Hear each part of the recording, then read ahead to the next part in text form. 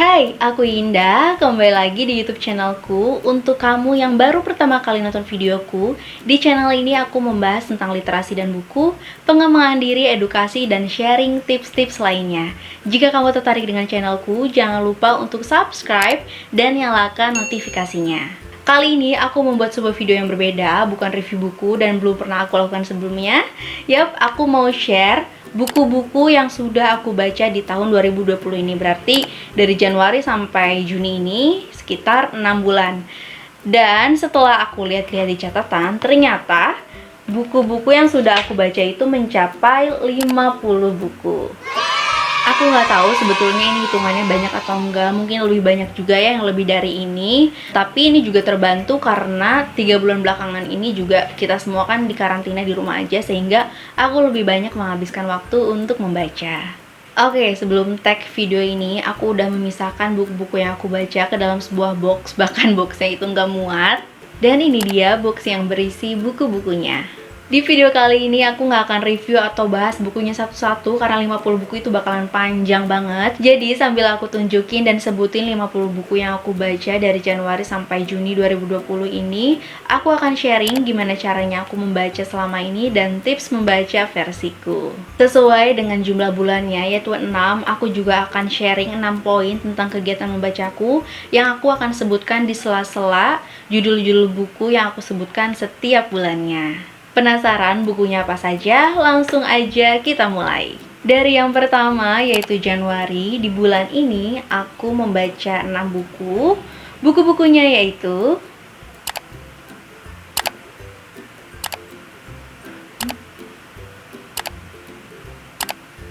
poin pertama yang ingin aku sampaikan ialah tentang target membaca.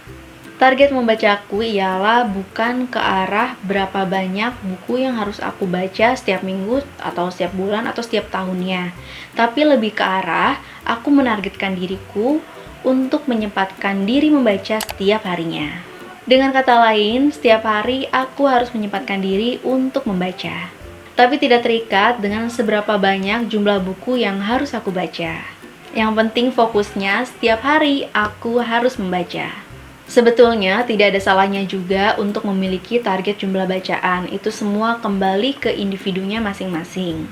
Tapi kalau untukku pribadi, aku belum pernah membuat target jumlah buku bacaan. Menurutku membaca bukanlah sebuah hal yang harus diatur jumlahnya atau berlomba-lomba harus berapa banyak jumlah buku yang diselesaikan, tapi lebih ke arah memang kegiatan yang menyenangkan dan kegiatan yang aku butuhkan setiap harinya. Jadi aku membaca setiap harinya karena memang aku senang, karena memang aku membutuhkan, dan karena aku ingin menjawab rasa ingin tahuku. Jadi bukan untuk mengejar target jumlah bacaan. Jadinya menurutku malah rileks, malah seneng, membaca itu jadi kayak hiburan. Aku malah makin fokus, kalau udah fokus makin cepet baca bukunya. Dan ketika rasa senang itu muncul, itu malah bikin aku semangat untuk membaca buku lagi dan lagi. Nah, itu yang terjadi padaku ya, tapi aku garis bawahi lagi untuk kamu yang mungkin malah nyaman dengan jumlah target bacaan, itu juga bagus selama kamu nyaman dan semangat baca bukunya.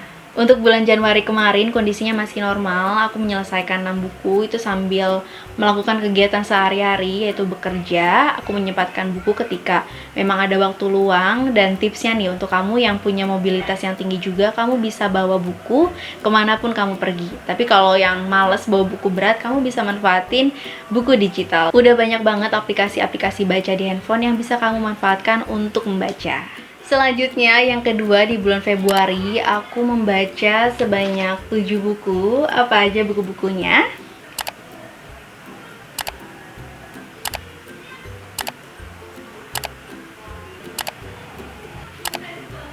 Poin yang kedua yang ingin aku sampaikan yaitu explore jenis buku bacaan yang lain. Teman-teman bisa lihat sendiri ya, dari bulan Januari, Februari, dan bulan-bulan selanjutnya buku bacaan yang aku baca itu beragam banget jenisnya. Semua jenis buku aku baca tanpa anti. Aku baca buku non-fiksi, buku fiksi, buku fantasi, buku bisnis, buku romance, buku Wattpad, sampai buku anak-anak aku baca. Menurutku fun banget untuk membaca beragam jenis buku karena menambah perspektif baru. Dengan kamu membaca beragam jenis buku, pikiranmu akan lebih terbuka dan wawasanmu juga akan luas dan beragam. Menurutku seru banget dengan membaca berarti kita mengamati pola pikir seseorang, baik itu penulisnya maupun karakter atau tokoh yang ada dalam ceritanya. Selain itu, menurutku semua jenis buku apapun itu pasti ada manfaatnya yang bisa diambil. Aku akan senang banget kalau diajak diskusi buku apapun. Jadi untuk teman-teman yang sudah berada dalam zona nyaman satu jenis buku, nggak ada salahnya loh untuk coba jenis bacaan buku lainnya. Tapi kalau kasusnya untuk yang baru suka baca atau baru membaca, itu bisa dimulai dengan jenis buku yang kamu sukai. Terus kalau ada pertanyaan, Kak Indah tipe yang membaca banyak buku sekaligus atau satu buku?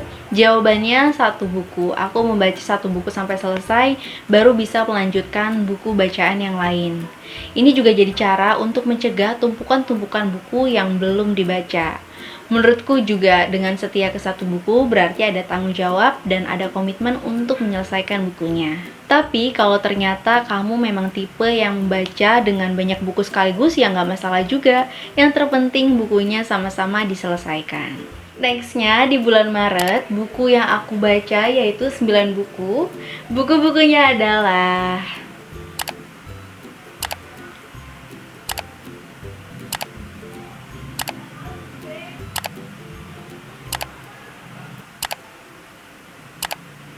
poin yang ingin aku bahas selanjutnya ialah tentang catatan membaca. Dalam membaca, proses mencatat itu penting banget menurutku. Aku punya notes tersendiri dalam kegiatan membaca, baik yang secara fisik kayak gini maupun secara digital. Biasanya aku mencatat buku yang sedang aku baca dan aku juga mencatat poin-poin penting, lalu hal apa saja yang aku dapatkan dari buku yang sedang aku baca. Kenapa sih proses mencatat itu penting? Karena bikin kamu gak lupa dan kamu juga jadi makin paham dengan apa yang kamu baca. Selain itu, dengan memiliki catatan membaca, itu juga akan lebih memudahkan kamu dalam membuat review. Nulisnya pun gak harus panjang-panjang, boleh poin-poin juga, yang penting kamu paham dan ngerti apa yang kamu tulis. Nah, terus pertanyaannya, aku tipe yang membaca poin-poin penting setelah membaca atau selama proses membaca? Itu jawabannya selama proses membaca. Jadi, ketika aku misalnya masuk ke halaman 30 lalu ada poin penting atau hal menarik, aku langsung mencatat saat itu juga. Misalnya nggak ada buku fisik, aku bisa pakai catatan digital atau notes di handphone. Supaya nggak jadi PR gitu loh, jadi langsung aja ditulis plus sama nomor halamannya supaya nggak lupa.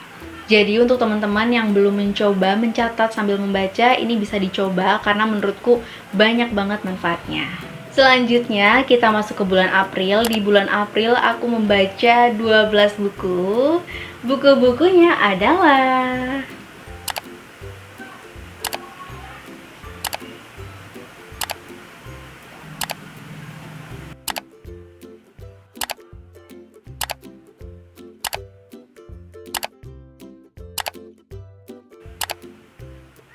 poin yang ingin aku sampaikan selanjutnya ialah tentang gimana caranya supaya bisa membaca cepat. Aku paparkan poin-poinnya berdasarkan pengalamanku. Yang pertama, pilih buku bacaan yang kamu sukai. Kalau kamu enjoy dan suka, kamu akan cepat membacanya. Kedua, kondisi yang nyaman dalam membaca, mulai dari lampu yang terang. Kamu tipe orang yang suka membaca dalam keadaan sepi atau berisik, sambil dengerin lagu atau enggak, itu bisa disesuaikan semuanya kondisinya sesuai dengan kenyamananmu. Yang ketiga, dalam proses membaca, bacalah satu kalimat utuh, jangan sepotong-sepotong, itu mempermudah kamu dalam memahami bacaan yang kamu baca. Kamu juga bakal cepat dapat kata kuncinya dan dapat benang merahnya. Yang keempat, kalau kamu belum terbiasa dalam membaca, kamu bisa gunakan bantuan jari dalam membaca supaya lebih cepat dalam proses membacanya. Tips yang kelima yaitu latihan. Dengan terus membaca, kamu akan terbiasa dalam hal membaca dan kecepatan pemahamanmu juga akan meningkat. Rata-rata untukku pribadi, buku setebal seperti ini biasanya selesai sekali duduk, nggak sampai seharian.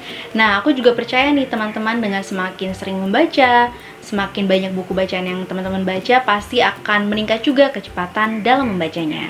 Next, di bulan Mei, jumlah bacaanku meningkat, yaitu sekitar 13 buku. Buku-bukunya adalah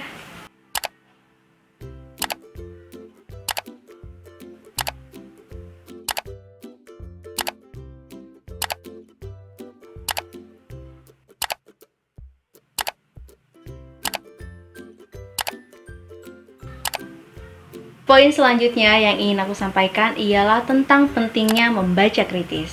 Apa sih membaca kritis itu? Akan aku bacakan definisinya.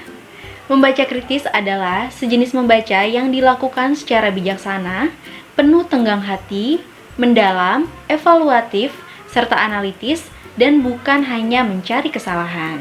Jadi dalam membaca, usahakan tidak menelan bulat-bulat hasil bacaanmu. Jangan sampai dalam membaca beragam jenis buku, kamu tidak mengolahnya dengan benar dan berakhir dengan kebingungan. Kemampuan dalam berpikir kritis dan juga membaca kritis bisa jadi perisai kamu dalam membaca beragam jenis buku apapun. Kritis itu bukan berarti menyerang buku ya, selalu ingat kritis dan juga kritik itu berbeda. Dalam membaca kritis, berarti kita membaca secara sistematis, secara logis, dan tetap objektif dalam menilai sesuatu. Ini memang perlu dilatih, untuk kamu yang masih di bawah umur atau masih sekolah, penting banget untuk membaca sesuai dengan umurmu. Dan kalau bingung dengan bacaan yang kamu baca, jangan segan untuk bertanya kepada orang tua, atau kepada mentor, atau kepada guru. Jangan sampai kamu tenggelam dalam kebingungan sendirian. Terakhir, bulan Juni, sebetulnya bulan Juni ini belum berakhir sampai aku upload video ini, tapi tercatat sampai 5 Juni 2020, aku berhasil membaca 3 buku. Buku-bukunya adalah...